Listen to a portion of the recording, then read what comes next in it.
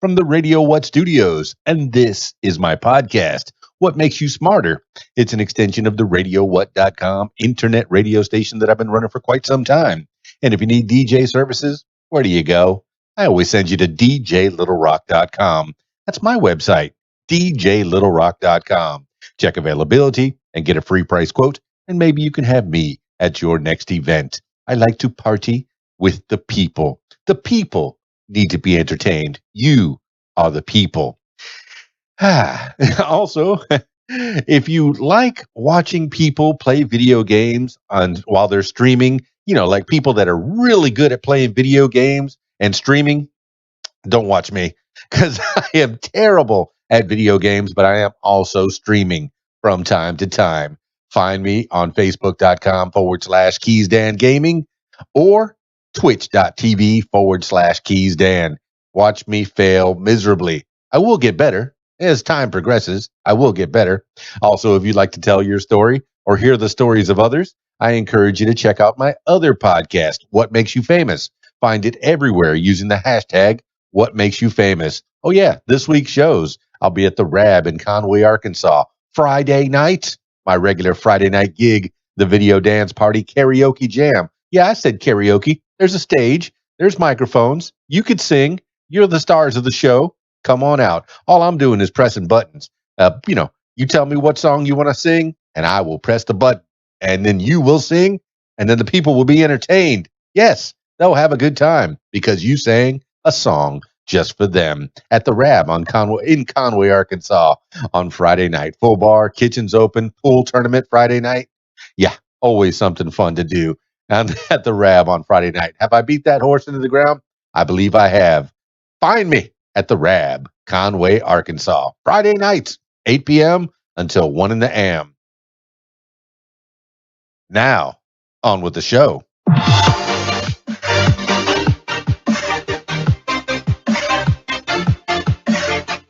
Today on the program, 10 things you need to know today for Tuesday, August 25th, 2020. 10 things you need to know today. Number 1, Trump, Pence, formally nominated as GOP convention kicks off. President Trump and Vice President Pence were officially nominated for re-election on Monday as the Republican National Convention kicked off. Trump made a surprise appearance at the convention in Charlotte, North Carolina, and the crowd chanted, quote, 4 more years, end quote. Trump responded, quote, if you want to really drive them crazy, you say 12 more years, end quote. The night speakers framed the election as a choice between prosperity under Trump and chaos under his Democratic rival, Joe Biden. Former UN Ambassador Nikki Haley and Senator Tim Scott, Republican South Carolina, countered the Democrats' call to fight racism. Haley said the United States is, quote, a work in progress, end quote, but, quote, not a racist country, end quote.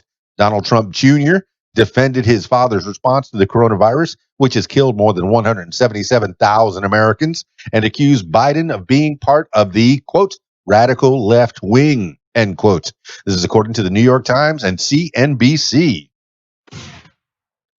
Number 2, judge rules Florida schools reopening order unconstitutional.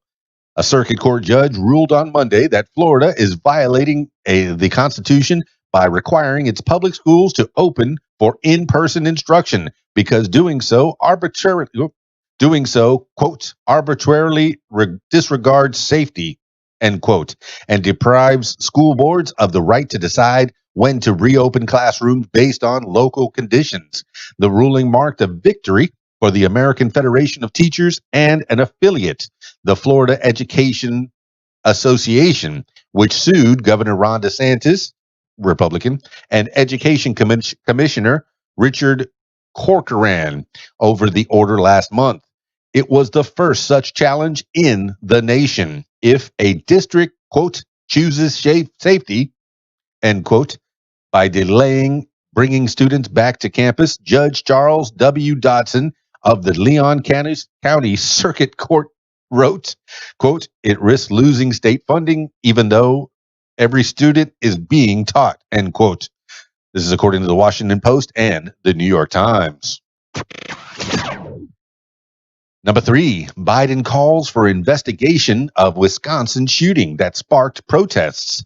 Democratic presidential nominee Joe Biden on Monday called for, quote, an immediate, full, and transparent investigation, end quote, into the shooting of Jacob Blake, a black man in Kenosha, Wisconsin, who was shot by police officers on Sunday. Blake is in serious condition at a Milwaukee hospital.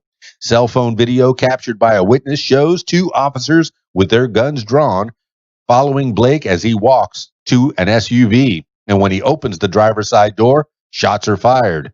Hundreds of protesters gathered on Sunday night to condemn the shooting, and the Kenosha Police Department video showed police spraying tear gas at the protesters, and soon after, Kenosha County declared an emergency curfew.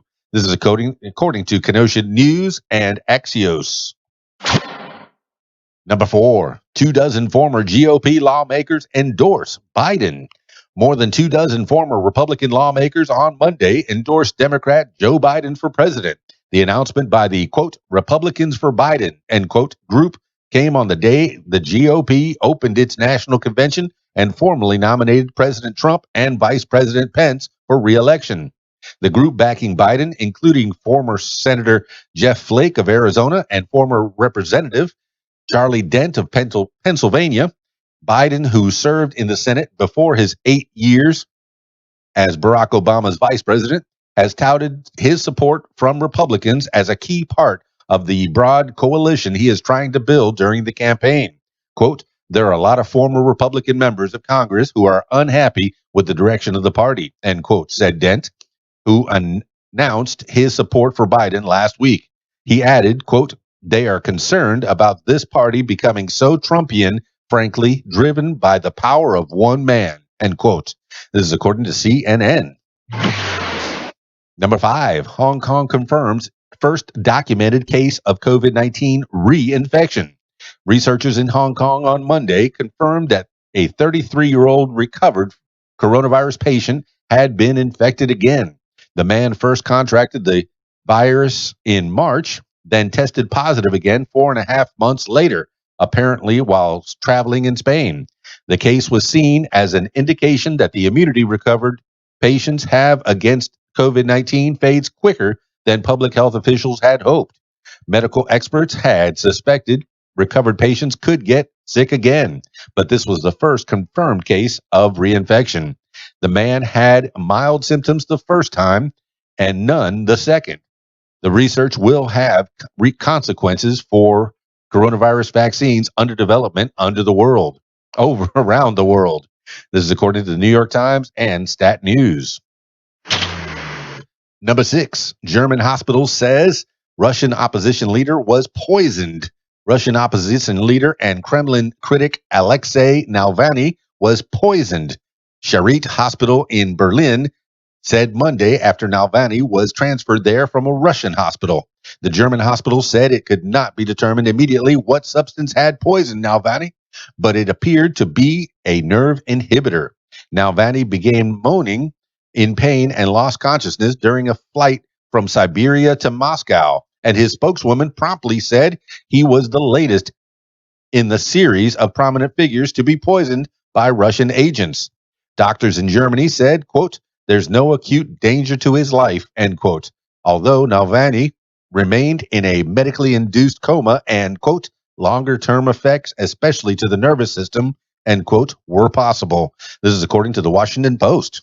Number 7, Postmaster tells lawmakers cost-cutting will resume after election. U.S. Postmaster Louis DeJoy told lawmakers on Monday that cost-cutting changes blamed for delivery delays would not cause mail-in ballots to go uncounted in November, when up to half of voters are expected to vote by mail due to the coronavirus pandemic. DeJoy has halted the changes until after the election, but he said during a House Oversight and Reform Committee hearing on the slowdown that he would resume some of the measures after the election. DeJoy defended his leadership, saying that he would resume a push to improve on-time deliveries that he halted after facing a backlash from critics who saw the slowdown as an extension of President Trump's attacks on mail-in voting. Democrats released postal service documents showing an 8% slowdown in first-class mail. This is according to Reuters. Number 8, TikTok challenges Trump ban, saying it poses no threat. TikTok on Monday filed a legal challenge against President Trump's executive order banning the Chinese-owned video app starting in mid-September. Trump cited national security concerns, and he called for TikTok's parent company, ByteDance, to sell its U.S. operations within 45 days, or he would ban it in the United States using international emergency economic powers. TikTok says the order is, quote, not rooted in bona fide national security concerns, end quote, according to an excerpt of the court document the company revealed in a blog post. TikTok is in talks to sell its operations in the U.S. and other English-speaking countries to Microsoft, Twitter, or another U.S. company. TikTok said it had 91.9 million monthly active users in June, up from 26.7 million in February 2019. This is according to the Washington Post. Number 9, Jerry Falwell Jr. reportedly resigns from Liberty University. Jerry Falwell Jr. told the Wall Street Journal late Monday that he had resigned as president of Liberty University, capping a confusing day in which he reportedly agreed to step down, then changed his mind after the media reported that he was leaving. The turmoil came after a business partner of Falwell, one of the most influential figures in the American Christian conservative movement, came forward claiming he had years-long relationship with Falwell's wife, Becky, in which he had sex with her as the evangelical leader looked on. Falwell denied any involvement in the affair, which apparently started when the couple met the man, Giancarlo Granda, in 2012 when he was 20 and working as a pool attendant at a Miami Beach hotel. This is according to the Wall Street Journal and USA Today. Number 10, S&P 500, NASDAQ hit record highs on optimism about virus treatment. The S&P 500 and NASDAQ composite hit the latest in a series of records on Monday as optimism about COVID-19 treatment boosted investor sentiment. The S&P 500 gained 1%, closing above 3,400 for the first time, and the NASDAQ, fueled by big tech's ongoing tear, rose by 0.6% to close at an all-time high after retreating slightly from an intraday record. The Dow Jones Industrial Average, the only one of the three main U.S. indexes that has yet to fully erase its losses from a coronavirus-induced March nosedive, jumped by 1.4% to close at 28,308. Futures for all three of the indexes rose early Tuesday, suggesting the rally could continue. This is according to MarketWatch and CNBC. That's 10 things you need to know today for Tuesday, August 25th, 2020. Thank you so much for listening. Thank you for putting up with me.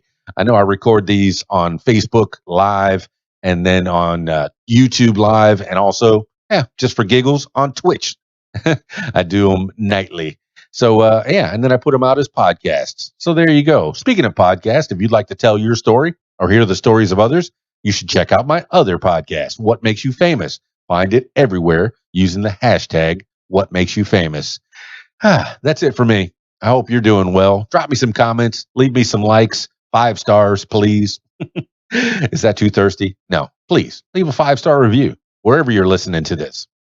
And drop me some comments. Let me know what you're up to. Do you have any good news? I hope you do. I hope you're doing reasonably well. It's KeysDAN, RadioWhat.com, DJLittleRock.com. Peace. I'm out of here.